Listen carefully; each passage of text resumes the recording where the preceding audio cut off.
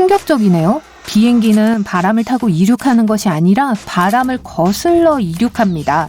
바람을 타고 함께 이륙하면 앞으로 밀어주는 힘 덕분에 더 빨리 날 수 있을 거라는 생각이 들 거예요. 하지만 틀렸습니다. 그래서 제가 좀 조사를 해봤어요. 우리는 비행기를 연이라고 생각해야 합니다. 연을 날리기 위해서는 맞바람을 받아야 합니다. 작동 방식은 이렇습니다. 비행에는 4가지 힘이 작용합니다. 양력, 중력, 추력, 항력이요. 연의 위와 아래의 차이 때문에 연을 들어 올리는 힘이 발생합니다. 연 위의 공기 속도는 연 아래보다 더 빠릅니다. 따라서 아래의 압력은 위의 압력보다 더 높고 연은 앞으로 밀립니다. 이것이 양력입니다. 양력에 반대되는 힘도 있습니다. 중력에 의해 생성된 힘은 물체를 아래로 밀어내립니다. 무게 또는 중력이라고 하죠. 추력은 물체를 앞으로 밀어내는 힘입니다. 연의 경우 끈, 바람, 그리고 앞으로 움직이는 여러분의 움직임에 의해 발생합니다. 비행기의 경우 추력은 엔진에 의해 발생하고요. 마지막으로 항력은 추력에 대항하는 힘입니다. 그래서 연을 공중에 띄우기 위해서 들어 올리는 힘은 아래로 미는 힘보다 커야 합니다. 그런 다음 공중에서 머무르기 위해서는 4가지 힘이 모두 균형을 유지해야 합니다. 양력은 중력과 같아야 하고 추력은 항력과 같아야 합니다. 비행기가 이륙하는 순간 바람을 거스르면 필요한 양력을 더 빨리 발생시키는 데 도움이 됩니다. 네, 바람을 거슬러 가면 비행기의 지상 속도가 느려지긴 하지만 우리에게 필요한 속도는 지상 속도가 아닙니다. 비행기는 바람을 타고 흐르는 공기의 속도 덕분에 날아요. 이 기류는 비행기의 엔진이 아니라 바람에 의해 발생합니다. 그리고 공기 흐름이 높을수록 양력도 증가합니다. 바람을 거스르게 되면 항공기의 날개 위로 공기의 흐름을 증가시켜 추가적인 양력을 제공하고 더 큰 각도로 이륙하기 때문에 더 짧은 시간에 더 높은 고도를 달성할 수 있게 해줍니다. 착륙도 마찬가지입니다. 바람을 거슬러 착륙하는 것은 조종사가 더 짧은 시간에 더 짧은 거리에서 하강할 수 있게 해줍니다. 공기 흐름과 양력은 난기류의 원인이 됩니다. 바람의 방향과 속도 그리고 기류는 항상 일정하지 않습니다.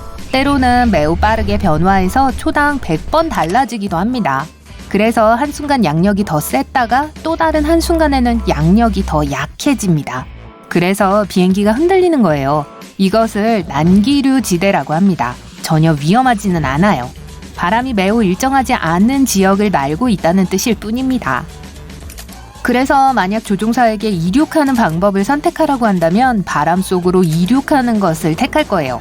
항상 그런 건 아니고 바람을 타고 이륙하는 것도 문제가 되지는 않지만 바람에 맞서서 이륙하는 것이 많은 도움이 됩니다. 많은 공항의 대부분의 활주로는 그 지역의 가장 일반적인 풍향을 맞서도록 설계되어 있습니다. 또한 이륙과 착륙은 모든 비행에서 가장 위험한 단계입니다. 조종사가 발생하는 문제에 대응할 시간과 공간이 적기 때문입니다. 공중에서는 두 엔진이 작동을 멈춘다고 해도 비행기가 즉시 추락하기 시작하는 것이 아닙니다. 대신 하늘을 활공하기 시작할 거예요. 16km를 지날 때마다 약 1.6km의 고도를 잃습니다. 그래서 조종사는 이에 대항해서 착륙할 안전한 장소를 찾을 시간이 약 8분 정도 있습니다. 이륙과 착륙 시에는 반응 시간이 제한됩니다. 엔진이 고장나면 조종사는 여전히 이륙해서 공중에서 문제를 처리해야 할지 아니면 비행을 취소해야 할지 결정할 시간이 몇 초 있습니다. 중요한 건 취소가 항상 가능한 것도 아니라는 거예요. 심지어 무슨 일이 일어난다고 해도 말이죠. 비행기가 이미 시속 160km 속도에 도달한 경우 활주로가 끝나기 전에 정지할 수 없습니다. 물리적으로요. 그리고 활주로를 벗어나는 것은 위험합니다. 비행은 비용이 많이 듭니다. 그래서 승객들뿐만 아니라 항공사도 가능한 한 빠르고 짧은 비행을 원합니다. 따라서 A지점에서 B지점으로 이동하는 가장 효율적인 방법은 항상 있습니다. 그리고 가장 짧은 방법은 물론 직선입니다. 이제 이 비행 경로를 살펴보세요. 직선으로 보이지는 않아요. 하지만 속지 마세요. 지구는 우리가 지도에서 보는 것처럼 평평하지 않다는 것을 명심해야 합니다. 지구는 구체입니다. 그래서 이 선들은 지도에 투영할 때만 아치처럼 보입니다. 실제로는 상당히 직선에 가까워요. 효율적인 방법이 있다면 당연히 모든 항공사와 모든 비행기가 그 경로로 비행하기를 원할 겁니다. 하지만 매일 북미에서 유럽으로 가는 수백 대의 비행기가 있고 많은 비행기가 동시에 비행합니다. 그래서 항공로가 매우 붐빕니다. 그렇다면 왜 비행기가 서로 충돌하지 않는 거죠? 그것은 비행이 시작되기 전에 담당자들이 엄격한 비행 계획을 세워서 항공기의 컴퓨터에 업로드하고 조종사는 이것을 따라야 하기 때문입니다.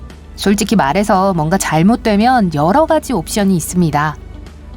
충돌을 방지하는 데 도움이 되는 것은 영공이 3차원 공간이라는 점입니다. 그리고 비행기는 자동차처럼 여러 줄로 비행할 뿐만 아니라 다른 고도에서도 비행할 수 있습니다. 항공 관제사는 비행기가 5km 이상 서로 가까이 접근하지 못하도록 통제 관리합니다. 비행 고도에 관한 규정도 있습니다. 모든 서쪽행 비행은 34,000피트 또는 36,000피트와 같은 짝수 고도로만 비행하며 모든 동쪽행 비행은 35,000피트 및 37,000피트와 같은 홀수 고도에서 비행합니다. 이것은 같은 방향으로 비행하는 비행기들이 몇천 킬로미터 떨어져 있다는 것을 의미합니다. 하늘을 안전하게 공유하기 위해서 각각의 항공기는 심지어 특정한 이름을 가진 자신만의 항로를 따르기도 합니다. 또한 특별히 바쁜 지역이 있는데 많은 비행기가 매분 그곳을 비행하기 때문에 교통량이 눈에 띄게 많은 곳들입니다. 그래서 혼잡한 지역에 들어갈 때마다 비행기는 매우 특정한 경로를 고수해야 합니다. 그래서 보통 상업용 항공기는 9,500에서 11,600m 사이의 고도를 비행합니다. 비행 시작 10분 안에 이 고도에 도달합니다. 그런데 왜 그렇게 높을까요? 고도가 높아질수록 공기는 적어지고 그래서 비행기는 더 적은 저항에 직면하게 되고 더 빨리 날 수 있고 더 적은 연료를 태웁니다. 또 다른 이유는 비행기가 높게 날면 대개 훨씬 낮은 곳에서 발생하는 대부분의 날씨 패턴을 피할 수 있기 때문입니다. 강한 바람과 비는 대륙권, 즉 지상에 가장 가까운 대기층에서 발생합니다. 비행기는 이보다 조금 높은 곳으로 날지만 이미 다음 층인 성층권에 있습니다. 대부분의 기상현상을 피하기 때문에 비행이 원활하고 난기류가 적습니다. 하지만 그렇다면 왜 더 높이 날지 않을까요?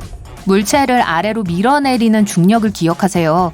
항공기는 매우 무겁고 무게가 무거울수록 더 높이 올라가기가 더 어려워집니다. 중력이 더 강하기 때문이죠. 비행기를 더 높이 날게 하려면 더 많은 연료가 필요할 거고 그것은 비효율적입니다. 또한 엔진에 연료를 공급하기에는 산소가 너무 희박합니다. 그래서 비행기는 보통 가장 효율적인 방법으로 비행합니다. 날씨 패턴을 피할 수 있을 만큼 충분히 높지만 너무 많은 연료를 소비하지 않을 만큼 높아요. 비행기를 타본 적이 있다면 아마 창문에 난 작은 구멍들을 봤을 거예요. 비행기 창문은 3개의 플렉시 글라스 창으로 되어 있습니다. 그 작은 구멍은 가운데에 있는 창에만 있습니다. 객실 내부와 외부의 엄청난 압력 차이를 조절하기 위해 존재합니다. 이렇게 하면 외부 창이 부하를 견딜 수 있습니다. 외부 창이 깨져도 가운데 창이 그대로 유지됩니다. 또한 그 구멍은 창문에 습기가 차는 것을 막아줍니다. 비행기에 탑승할 때마다 왼쪽에서 탑승하는 것을 눈치채셨나요? 우연이 아니에요. 첫째, 기장은 보통 비행기 조종실 왼쪽에 앉습니다. 따라서 기장이 비행기를 터미널 제트 브릿지와 정렬시키는 것을 더 쉽게 해줍니다. 또한 항공기는 오른쪽으로 짐을 싣고 연료를 공급받습니다. 승객들이 왼쪽에서 비행기에 탑승하면 수화물과 연료 담당 요원들이 방해받지 않고 일을 할 수 있습니다.